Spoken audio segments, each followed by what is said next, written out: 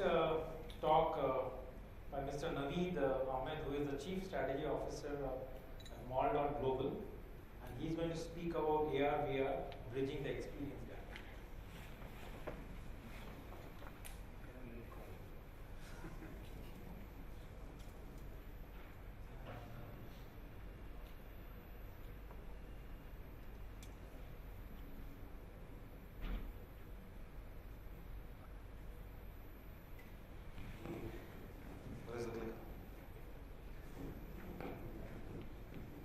Hello, good afternoon, everyone. And as Arun mentioned, that we're getting very close to the weekend, so I guess everybody's in a hurry to leave somehow or the other. We've spoken about quite a few practical things during the course of the day. We spoke about logistics, which is like a real-world pain on, or should I say, thorn on every e-commerce or technology operator's side. It's nice to know that people are working towards it with things like the smart lockers and just-in-time delivery and should I say, integrated cross-border transactional solutions.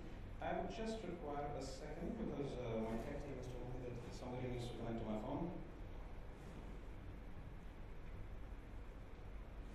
Right.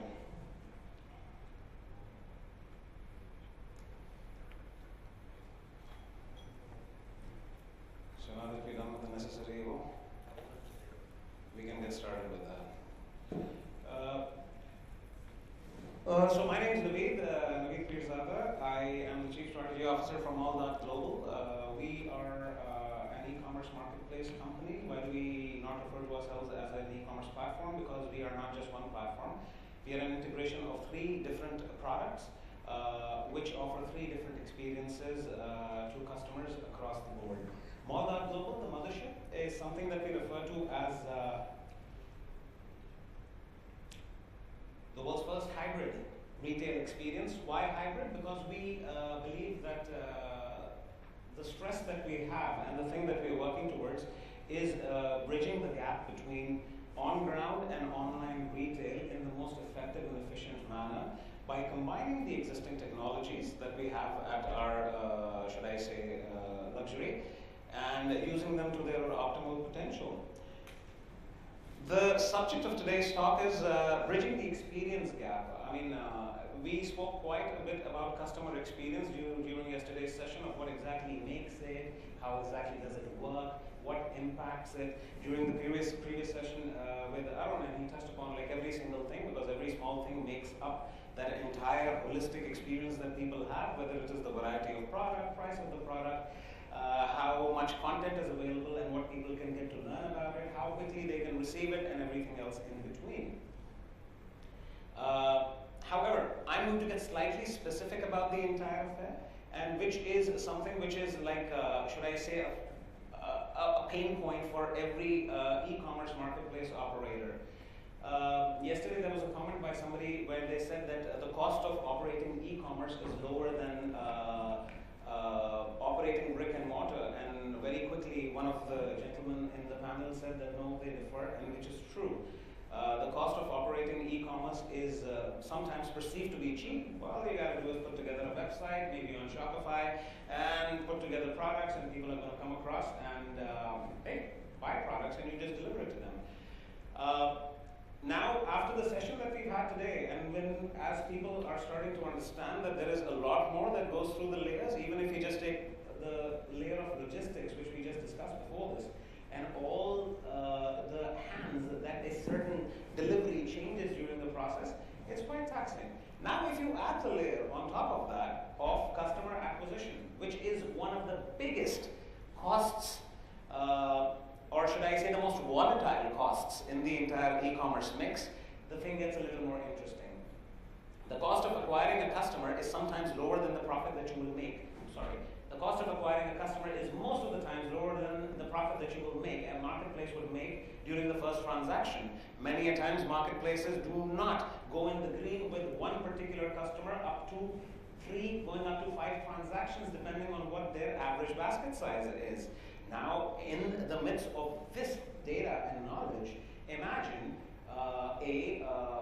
the customer having such a variety of choice where you can lose them for a better price offering of 5 dirhams or the same day delivery offering as opposed to the next day delivery offering. E-commerce current state of affairs? Well, global stats.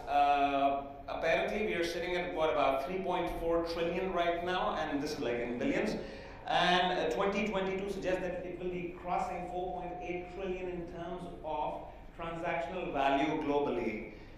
Still, if you look at shopping online versus in-store, traditional retail still, now these stats are mainly US driven, which is taking the biggest hit at the hands of e-commerce. I was unable to source valid and, should I say, substantiated stats which were of the global scale. However, over there, traditional brick and mortar retail stores are selling 10 times more than e-commerce. 51% of Americans, they prefer to shop online. 49% would rather go to the store.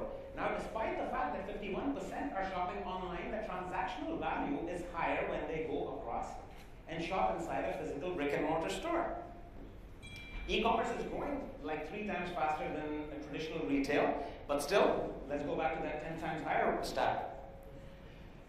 Customers are making an average of 19 purchases online per year, which is the second highest following Asia. But I guess somebody needs to tell the Americans that Asia is not a country, it's a continent, so it'll definitely be higher. But 19 purchases, when we look at that point, suddenly that number does not seem that high, does it? I mean, 19 purchases is what I guess people who have attended this conference did between yesterday and today, since we are close to the Mall. So 19 purchases is what are being made over the course of a year. Towards the end of it, 64% of shopping cash is being spent in brick and mortar stores, and 36% of that is online. What are people buying? People are spending $5.5 billion in home and kitchen items with a 20% growth rate since 2016. $5 billion in sales for books and items related, $4 billion for sporting goods. Clothing is the number 1 selling e-commerce category at $20+ billion in sales. Jewelry and watches, even though they grew by 39%, the highest percentage of jewelry and watch sales is still in store as opposed to being online. Furniture, it grew by 26%, but still, furniture, do-it-yourself home goods, they all sit with a higher percentage, or the majority of sales converting on the brick and mortar space. So, groceries, for obvious reasons, people are buying in person. Food dominates that complete category, and in America, $251 billion was spent on groceries last year with a 0.2% growth rate. Healthcare products are growing with an overall growth rate of 3.2%. Who was shopping online? 67%, for obvious reasons, are millennials. I mean, it goes without saying. I mean, they were born with a cell phone in their hand, so I guess it makes all the sense in the world. 56% Gen Xers, which will pretty much suffice for majority of the audience here. And baby boomers are, they make an average of 15 purchases online, which is not that behind the actual cross-border average. Now, to simplify the entire affair, what we're talking about over here is essentially that cost of customer acquisition is high, volatility of customer retention is even higher, and the actual value of customer spend is still happening on ground. So where exactly is the gap, and what exactly are we missing in this picture? As we can see across this stat, the blue bar that you see represents online sales, and the darker black bar represents on-ground sales. The only stark difference that you will see is in books, music, and movies and video games, which are 60% online and 28% offline for obvious reasons. Toys are at 39 and 37. Obviously, we realize why Toys R Us filed for bankruptcy. So a lot of that is happening online. They weren't quite there.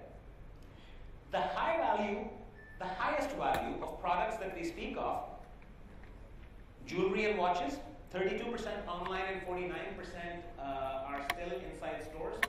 Household appliances, 56% in store. DIY home improvement, 52% in store.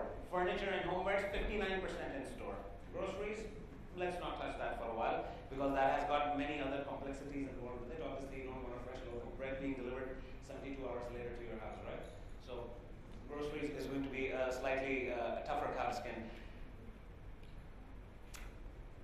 Now, there are some factors support what exactly is happening with the average basket value and why exactly is this entire thing taking place and what do people actually say about it. Now this is a response to real surveys, and these are the closest common consensus responses that people here have. Can everyone hear me right? Because I feel that I'm not mic. Okay.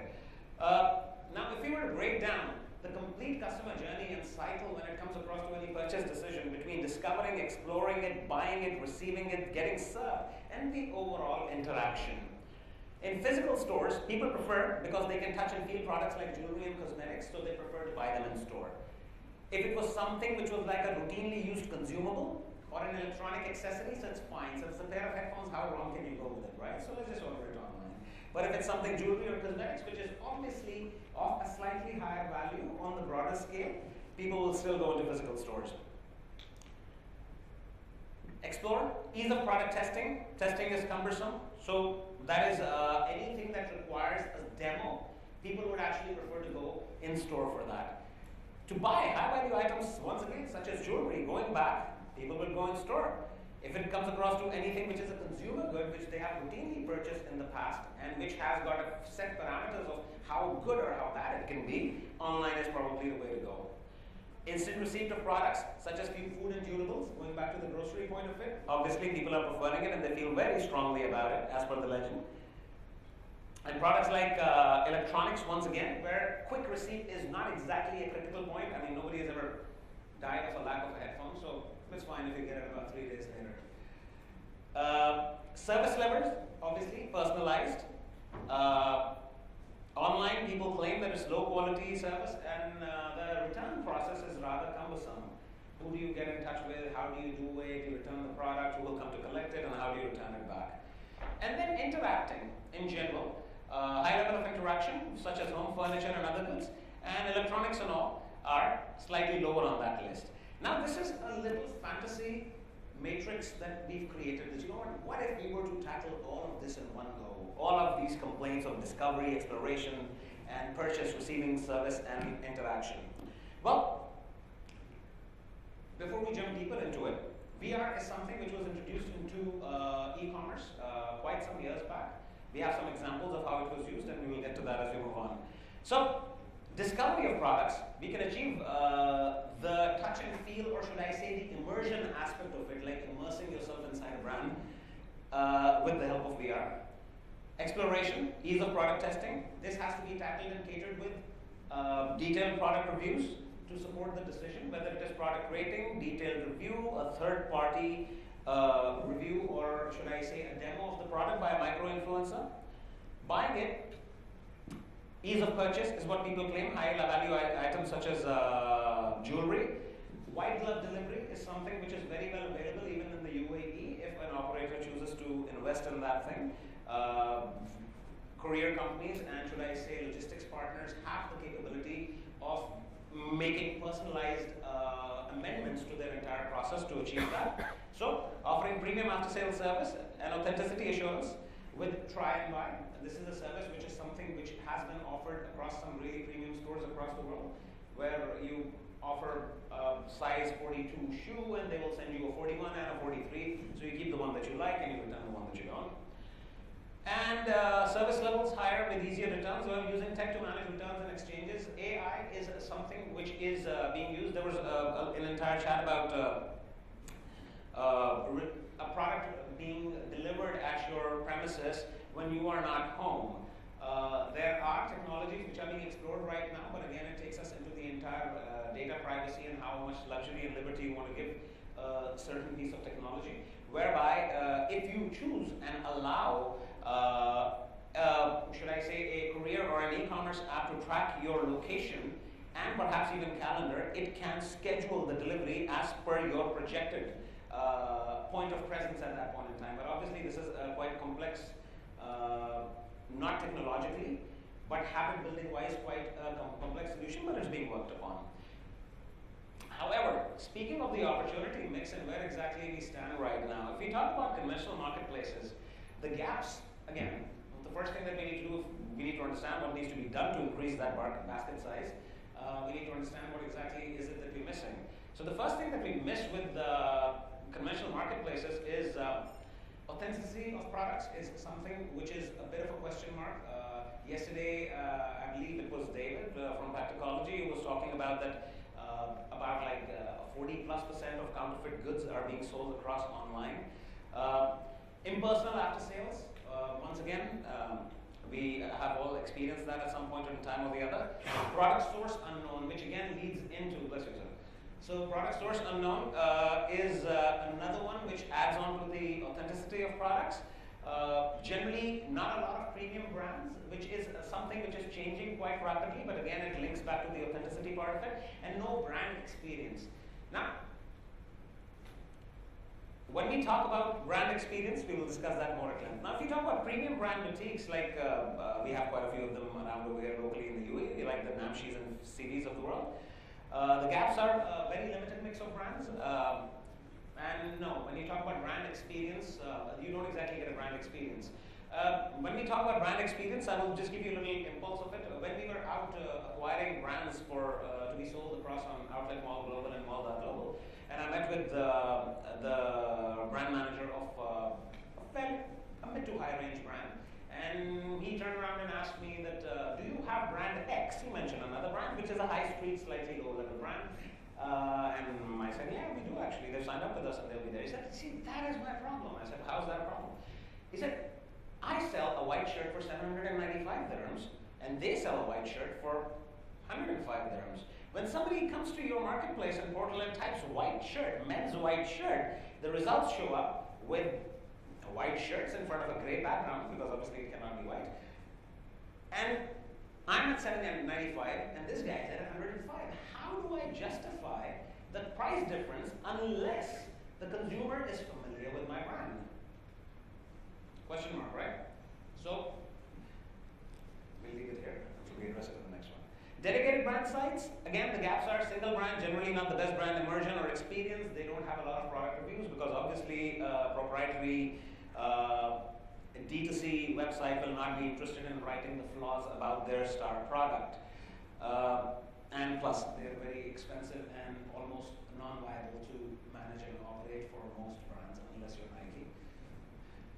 So the opportunity lies between implementing AI and other technologies for after-sales service, ensuring the authenticity of brands by sourcing them directly from who manufactures them, enhancing the experience of support for premium brands, and having the capability of exuding the brand persona through VR, the product experience through AR, integrating third-party reviews, and adding value by cross-platform loyalty integration, a little something which is a very detailed subject that I will not be touching upon.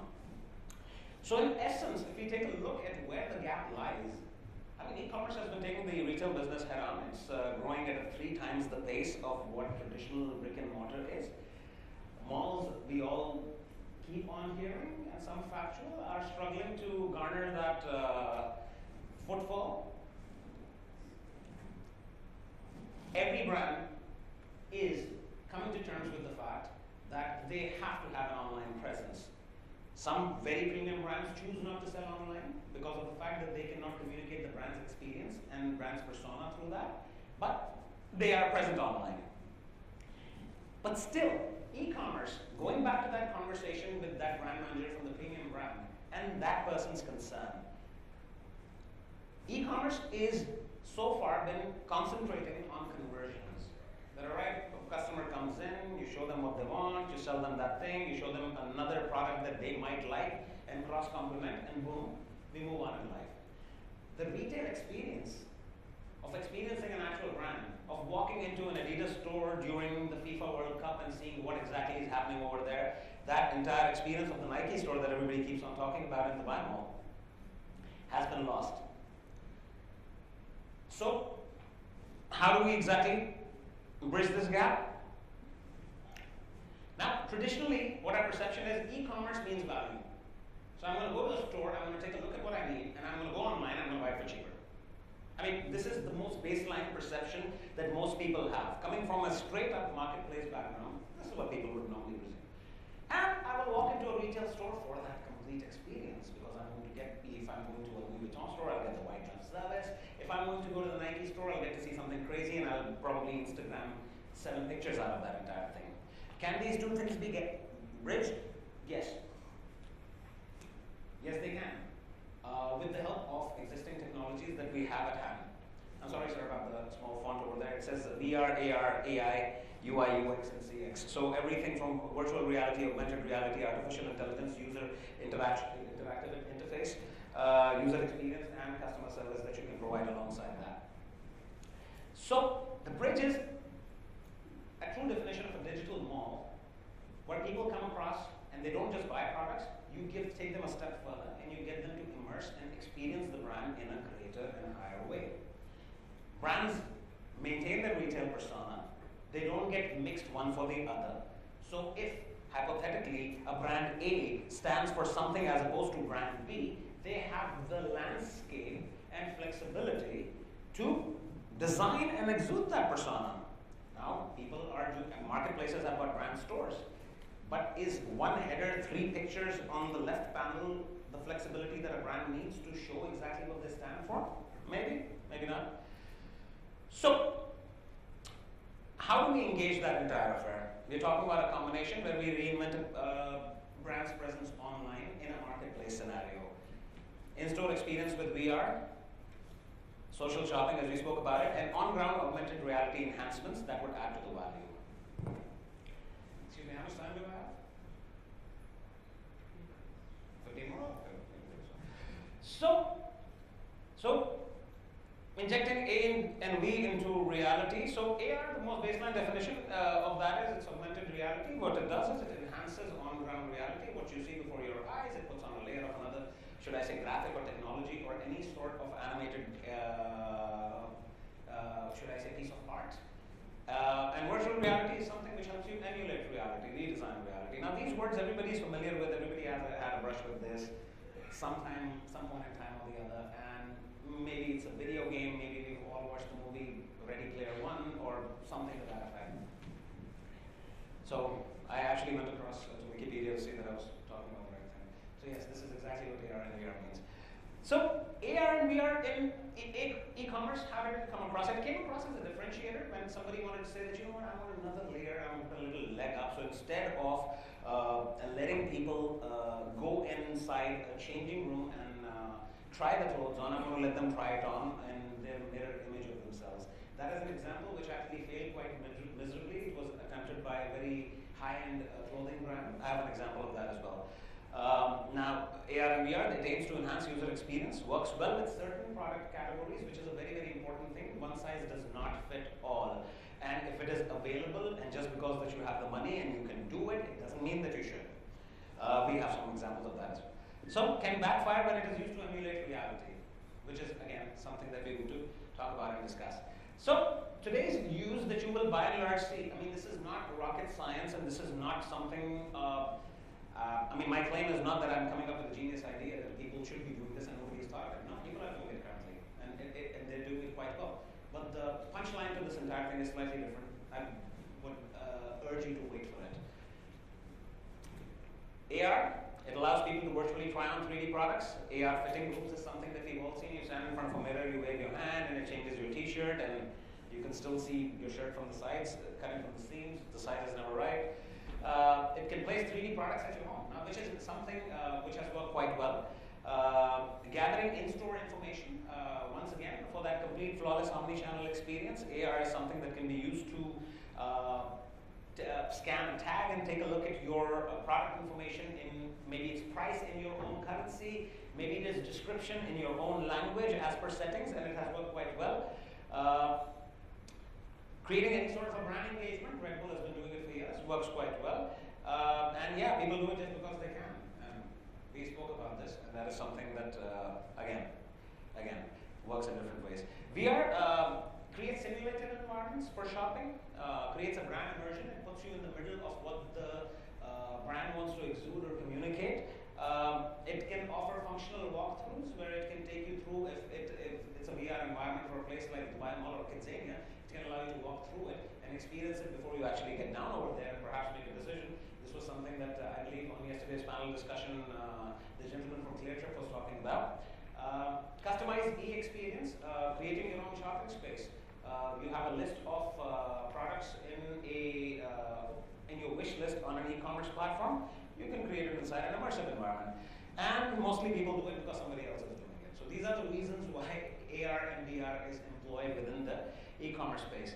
Now there are some examples over here which will help us understand and come on the same page. And I'm not saying that these are like something unique. I'm sure most of you have seen most of these. So now this is perhaps one of the most popular AR applications on the App Store per se. This is IKEA Place.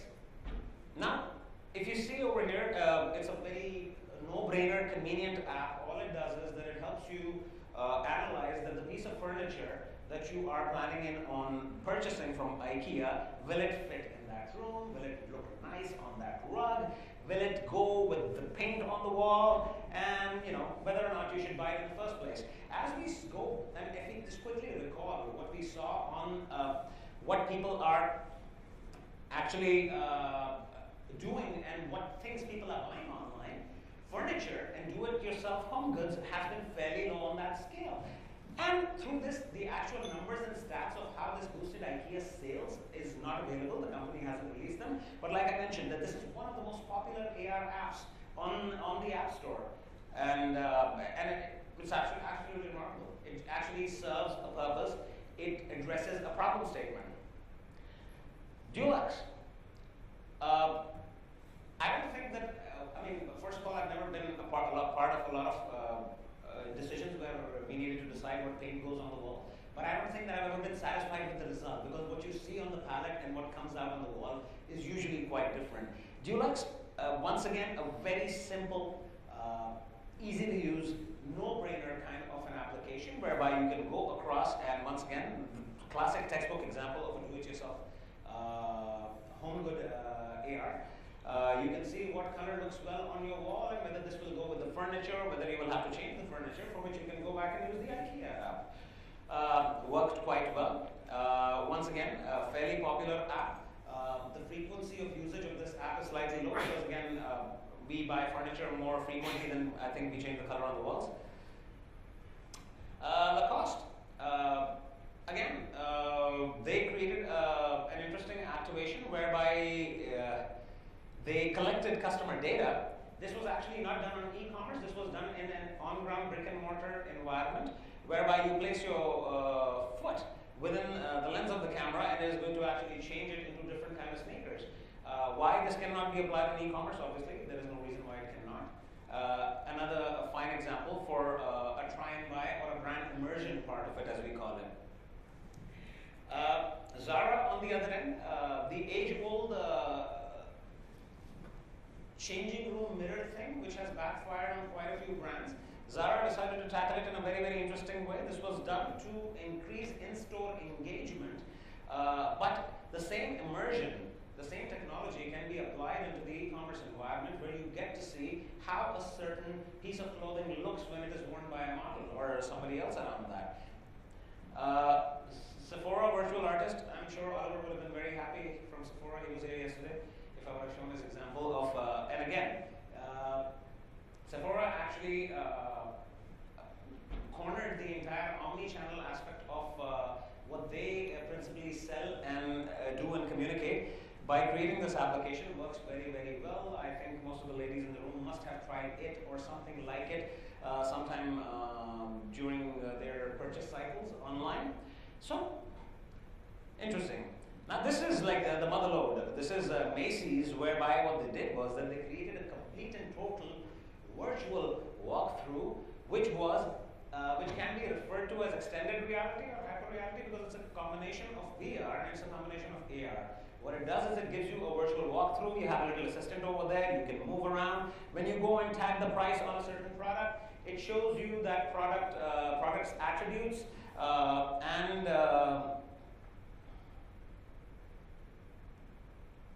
there you go. You can make a purchase while you're in that immersive environment, and you can see the information of the product in the language that you've chosen. You can pay or get to see the information about the product in the currency of your choice that you've entered as default. But once again, let's remember that this is like, you're talking about Macy's, right? Not every brand can invest this kind of money behind this entire thing. How long will it take to develop it and everything else around it? Here are some very uninteresting examples of VR where people have just gone across and tried to do something because they can. I'm not sure. It's a weekend. I think I can show this example. I hope I have the organizer's permission. So, okay, good to go. The miraculous thing that Heineken did was that you could go across and scan the label of a bottle, and what it does is it opens up a YouTube video. Yeah, that's all it does. This very interesting company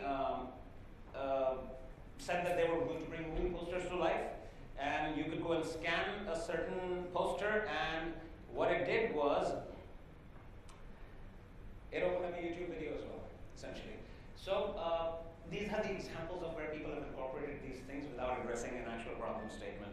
So yeah, that's happening over there. You could actually go and search for that trailer, and it will show it to you slightly faster than this AR glyph reading affair. But either way, now, despite the fact that AR and VR has been around, I mean, my first brush with AR was about close to 12 years back. It was in its very nascent stage. At that point in time, people across in some regions were referring to it as paranormal because they said that this thing is there in the TV screen, but it doesn't really exist. How can that happen? So, but still, today, if we say that is it mainstream, I mean, let's not talk about the Snapchats and Facebook messages of the world, but is it mainstream in any practical application? Sure, fun and games is always going to be there. Not really. Sorry about that. I need to keep this going for a reason. So, the primary reason for the lack of penetration of AR and VR is not the absence of technology or the understanding that people have. It is the unavailability of content. Do we have enough content to go around? And are people investing in that content? And are people actually seeing the value of investing in that content? Is the investment versus return worth it? That is a question that comes across. If we take a look at rate of penetration of things, I mean, let's forget about the 75 years of the television and 38 years of the radio. Facebook took 2 years to reach 50 million users. Instagram took 19 months, Twitter 9 months, Angry Birds took 35 days, and Pokemon Go, which is the most classic example of an AR application, took 19 days to reach 50 million users. And still, we don't see a tangible problem statement addressing integration of that in e-commerce. Mobile phones, which are the source of everything that we've been speaking about over here. If you take the entire mobile phone penetration out of the mix, I don't think the logistic companies will be investing in infrastructure. I don't think that technology companies will be investing in developing finer processes of whether it is a marketplace or an e-commerce website or whether it is a banking service. So, again, mobile users, and this is the rate of penetration, we're talking about 65.9 in 2018 and 67.1 in 2019. Digital population in millions, January 2019, active internet users, there you go, we're crossing the billions over here. And if we go across to see the knowledge and interest that the common public has versus fans of technology in virtual reality, it sits just below wearable technology, which might be your Apple Watch, and it is above 3D printers and drones, which everybody is such a big fan of, including Domino's Pizza.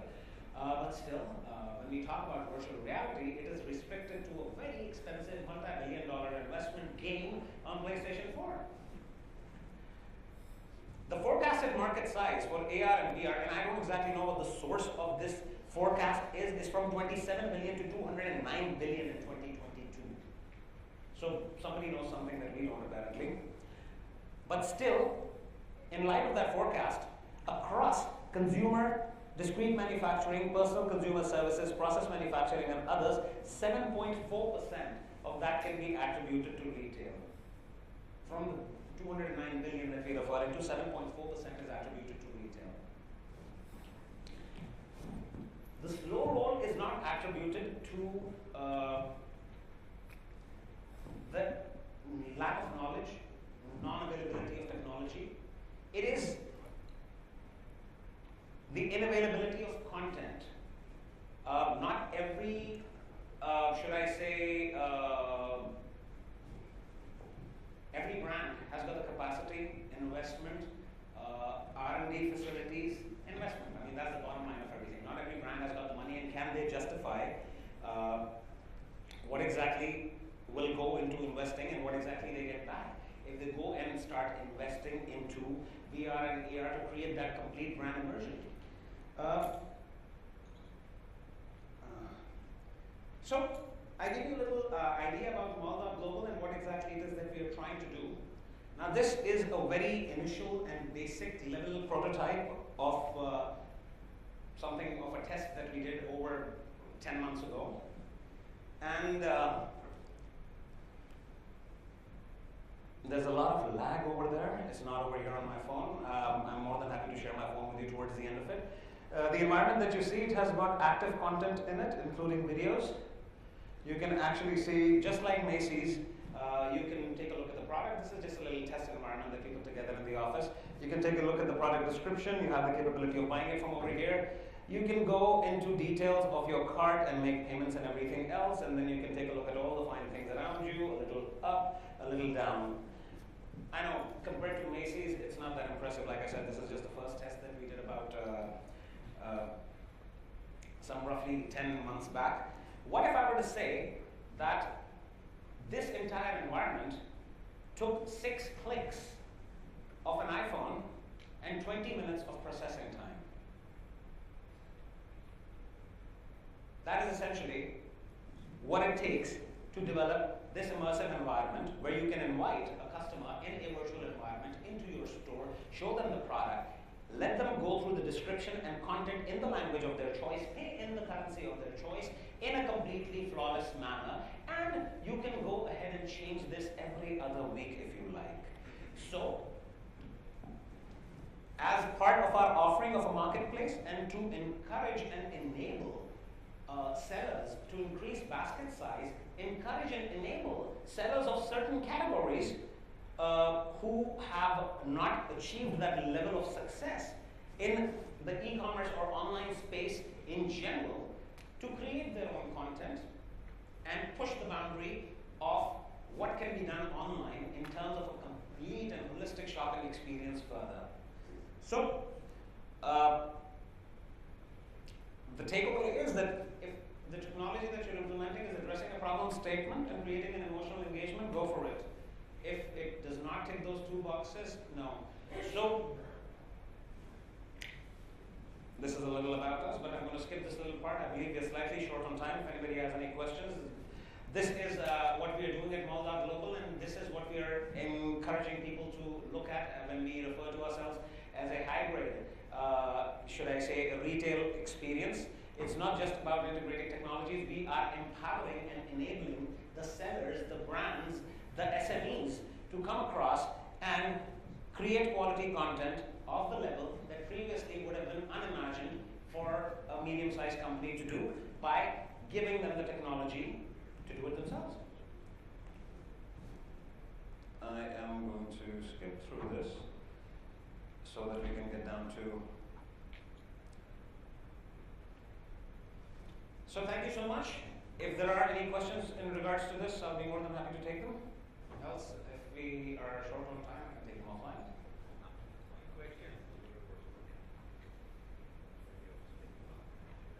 Now, in the age of AR VR. Sorry? We are in the age of AR VR. Sir, we are past the age of AR VR. We should have been here about a few years back, I think. Fast forward now. Please.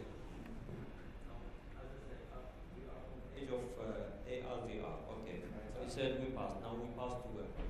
Oh no, by past it's a metaphorical statement. I believe that this should have been, considering the age of the technology, the one factor that has not been addressed, and that is what we are trying to do as an organization, is empowering people. I mean, if you take a look at the popularization of any medium, the rapid, should I say, popularity of internet, besides infrastructure, came across when people were able to create their own content. When the user is able to generate their own content and the content is available, that is when a technology actually grows. That is where people start investing into experimenting with it. People start investing in, should I say, developing it further, and so on and so forth. If you have got say X number of users, you will invest Y amount of money in a technology to develop it further. If you've got X times 1 million, suddenly the Y also changes along with that. So we believe that if there is content, there will be users. If there are users, there will be value. If there is value, there will be further investment to grow this technology further and perhaps evolve into something else. But surely, I mean, the customer cannot develop this AR VR. Sorry? The customer himself, they cannot go and develop this AR VR. Sure, sir. So it depends on who the customer is. I'm sorry. We're talking about normal customer. Don't talk about like IT customer. Sure, sure. Normal customer, he just wants something which is already done, Sure. already there, Sure. and he just explore it. Sure. But you go into the machine code and all this stuff, I don't think you will. Absolutely not. I completely agree with you, and that is exactly the example that I showed you. And I mean, I can demonstrate it. It's 6 clicks of an iPhone and the push of one button. And 20 minutes, I'm slightly exaggerating because I don't want to fall back on my commitment. 20 minutes of processing time. So we have actually tested this out where you can hand an iPhone to a store manager and they will have the capability of creating an immersive environment. And you can give them a little wizard where they can drag and drop what product is active, what product is inactive.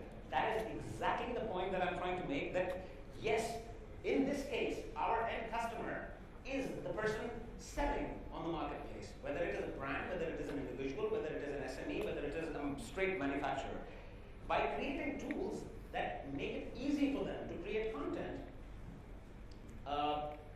we are going to expand the use of this technology and make the eventual customer experience better. So would that be reflecting positively on the e-commerce? Absolutely. Absolutely positively. Positively. Good. Absolutely positively. I mean, the gap that we just experienced over here, Tiffany has created an AR app in which you can actually put your hand under your phone and see how certain ring looks over there. You can take a look at, I mean, I don't know how you will do that on your ear unless you have a mirror in front of you, but in either case, you can actually envision jewelry, how it looks on you, and that is something which is working quite positively. How it is translating in e-commerce, Tiffany is not really strong within the e-commerce space, but it is impacting the footfall inside their stores. So, if we just go to the beginning of the presentation where we were talking about increasing that basket value. What is positivity? The idea is that if I were to say that you will get 100 customers a month from now till the end of time, and there is no possibility of growth, hypothetically, what is the one thing that you would do to grow your business? You will say that I will make each and every one of those customers spend more money. Right? Either you increase customers, let's say that you cannot. Maybe they're 100 today, they'll become 85 tomorrow. So your sole purpose is going to be that A, let's make sure that they don't become 85, let's retain them at 100 and increase that basket value. The fact that there are more people shopping online but spending less money, and then the evident stats that we have that people are not spending money on products that are actually of high value, goes to show that they are not content with the entire customer journey of how they would like to shop for that category. And the biggest element missing within that is the brand immersion. It is the actual immersion into a technology. Whether this is the only hit point which impacts that basket value, hypothetically, no. There are many factors associated with this. But with the availability of tools like these which will enable you to go and say, be parallel to the big boys. Macy's did it after investing a few million here and there. We are saying it comes to you as part of just being a seller on Mall.Global. 6 clicks of an iPhone and 20 minutes of processing time. Anything else? Thank you so much, guys.